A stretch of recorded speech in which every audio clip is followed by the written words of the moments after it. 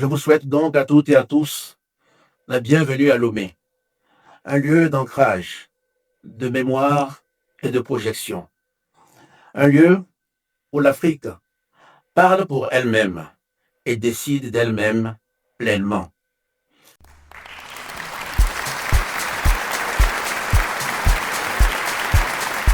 Le panafricanisme que nous appelons ici n'est pas celui des slogans. C'est un panafricanisme pragmatique et exigeant. Un panafricanisme qui unit nos peuples, nos cultures, nos marchés, nos savoirs.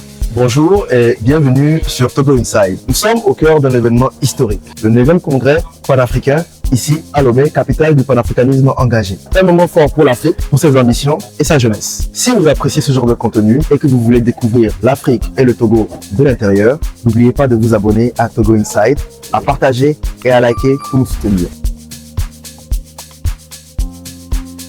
Au programme de ce congrès, discours institutionnel, prise de parole d'intellectuels du continent et rappel de l'importance stratégique du Togo dans l'organisation du congrès.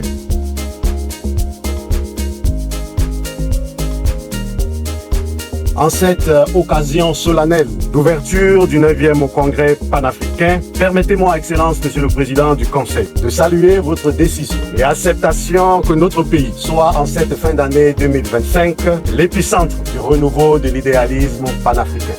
Nous vous félicitons.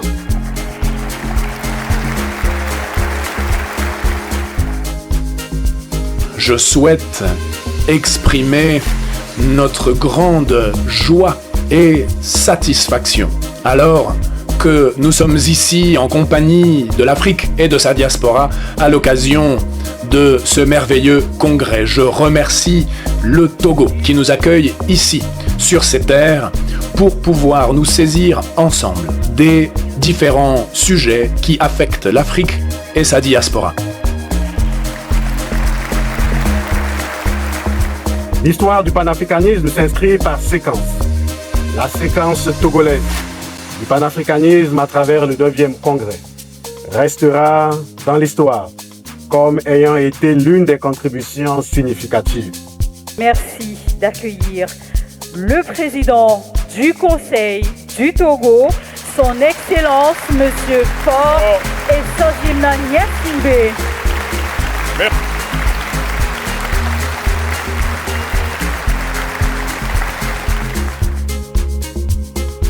Ce 9e congrès arrive à un moment où l'Afrique n'est plus périphérique, elle n'est plus silencieuse, elle est jeune, elle est forte, elle est ouverte au monde et déterminée à ne plus être modélée par d'autres.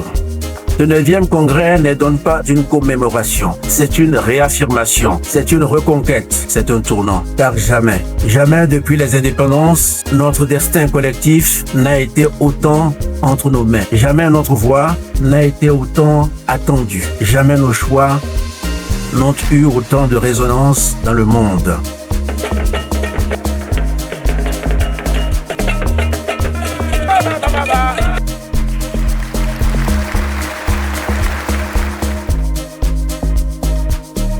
Cette édition met un accent particulier sur le rôle des peuples, des institutions et surtout de la jeunesse dans la construction d'un panafricanisme moderne. Un panafricanisme d'action, enraciné dans les réalités économiques, sociales et politiques du continent.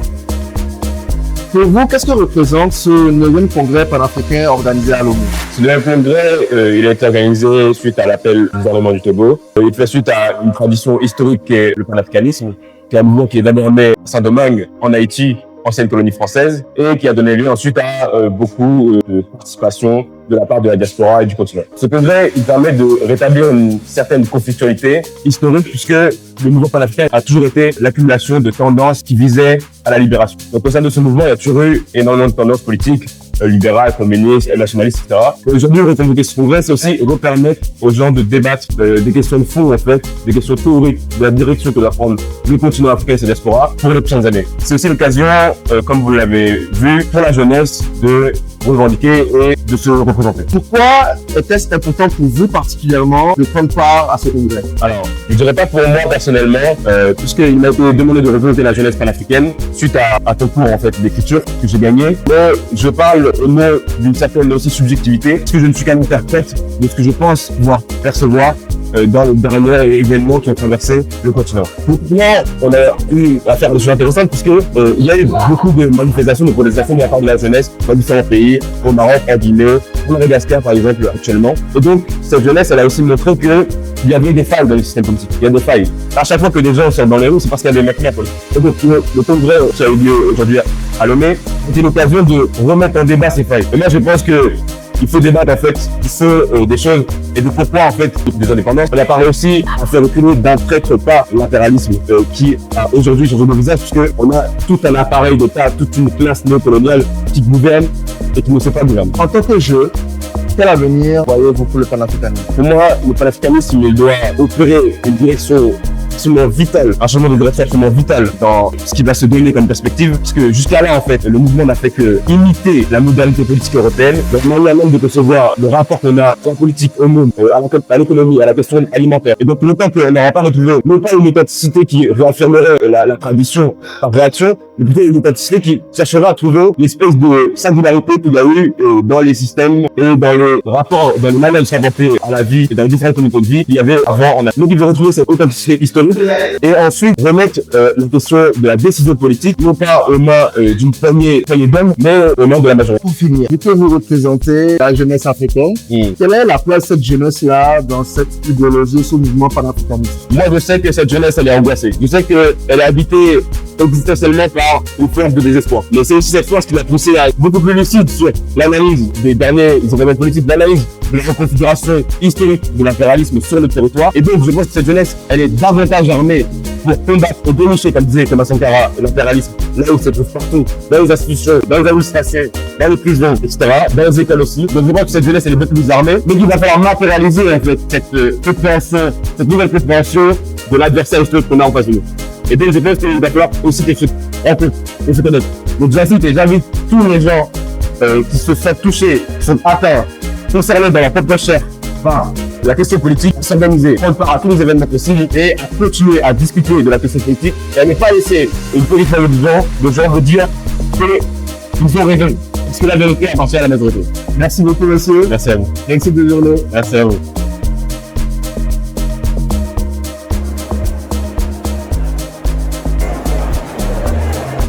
Qu'est-ce que ce congrès panafricain représente pour vous? D'abord, j'avoue que je suis très ému.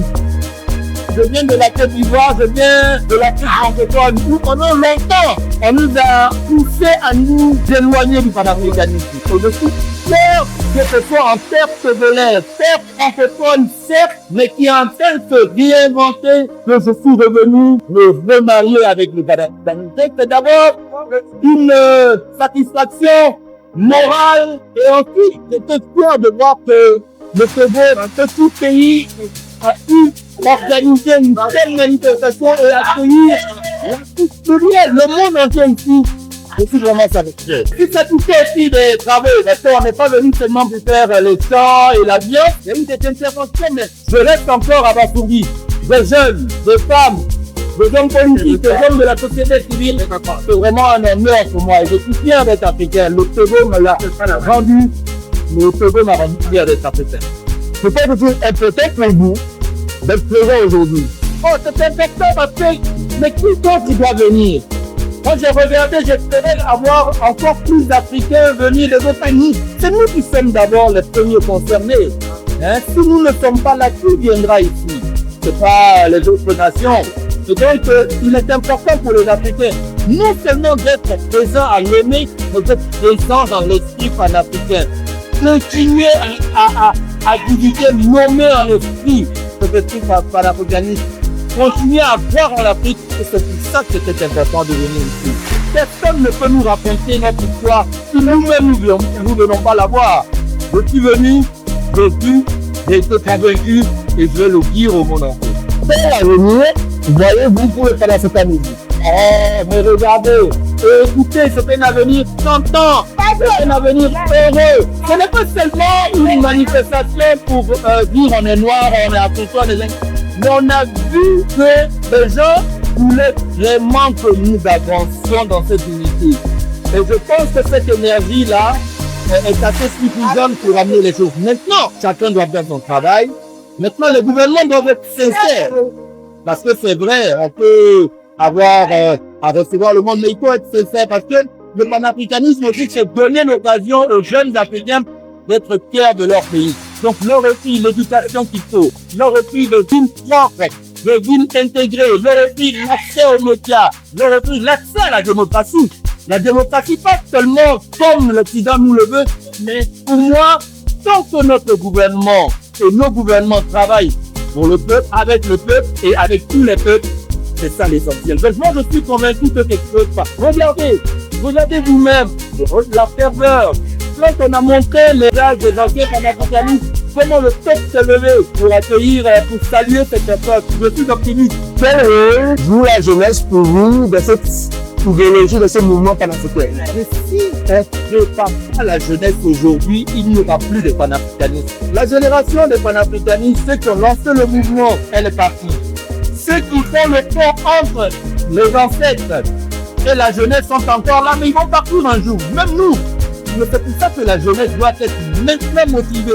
Et pour la motiver, il faut la séduire. Il faut lui montrer une Afrique différente de l'Afrique qu'on voit, des maladies, des migrations. Il ne faut pas seulement montrer ce qui va. Il faut ensemble les amener à œuvrer ce que nous ayons cette Afrique. Il fait tellement plaisir à un Africain qui va se dire, mais moi je vais aller faire quoi en Europe. Vous voyez? Et donc, c'est important de mobiliser la jeunesse à l'école, dès la maternelle. On perd trop de temps à apprendre l'histoire de la France, alors qu'on ne sait même pas que ici au Togo, il y a eu des figures qui ont fait passer le panafricanisme là où il était. On doit donc éduquer la jeunesse, la convaincre. C'est elle qui doit prendre le flambeau. Sinon, c'est l'affaire. Merci beaucoup, monsieur. C'est moi qui vous remercie. Et bonne suite de journée. Merci, c'est moi qui vous remercie. Qu'est-ce que ce congrès panafricain représente pour vous? Ah oui, il faut le dire. Avant toute chose, ce congrès, ça doit être une fierté pour tout un Africain. Parce que c'est là, avant même le congrès, il faut voir au-delà de ça. C'est la vision des hommes. On a fait en sorte aujourd'hui que tous les panafricains et tous les Caraïbiens se sont retrouvés à Lomé. C'est parce que tout ça, il y a une volonté à ce qu'on soit unis. Il y a une volonté à ce qu'on soit soudés. Parce qu'on a longtemps cité l'histoire des Africains et les relations africaines et afro-descendants comme des relations conflictuelles. Aujourd'hui, Lomé, à travers le leadership des professeurs du CEI, a montré tout le contraire. Donc c'est pour moi un honneur d'être assisté. C'est une fierté pour moi d'être là. Quel avenir voyez-vous pour le panafricanisme? C'est un avenir que je pouvais dire sûr. Parce qu'aujourd'hui, en dehors de nos leaders religieux et leaders politiques, la jeunesse a pris les choses en main. La jeunesse voulait que l'Afrique soit sur la scène internationale. L'Afrique ne soit plus téléspectateur de son avenir. Donc c'est un avenir plus sûr et rassurant. Parce qu'aujourd'hui, nous, les jeunes que nous sommes, nous voulons dire l'Afrique unie. Nous voulons dire l'Afrique comme nous parlons pour moi, les fils de Mumba et Nelson Mandela voulaient. Et c'est cette Afrique que nous voulons aujourd'hui. Pour vous, quelle est la place de la jeunesse dans cette idéologie et ce mouvement panafricain? C'est une place centrale. Parce que la jeunesse n'est pas l'avenir de l'Afrique. La jeunesse est l'avenir de l'Afrique. Aujourd'hui, tout ce que l'Afrique doit faire, elle doit le faire à l'image de sa jeunesse. Parce qu'aujourd'hui, la jeunesse a montré une fois de plus qu'elle est prête à prendre les scènes, prendre l'image de son pays, de son continent. De tous les côtés, que tu sois à ton niveau, de ton village, de ton quartier, la jeunesse dit près de son expertise, de son entrepreneuriat, dit ouvert à tout changement sur notre continent. Merci beaucoup, monsieur. Merci à vous. Et bonne suite de journée. Entre échanges diplomatiques, déclarations symboliques et rencontres entre délégations venues de tous les continents, ce congrès a été marqué d'une semaine de travaux intenses et de réflexions profondes sur l'avenir de l'Afrique.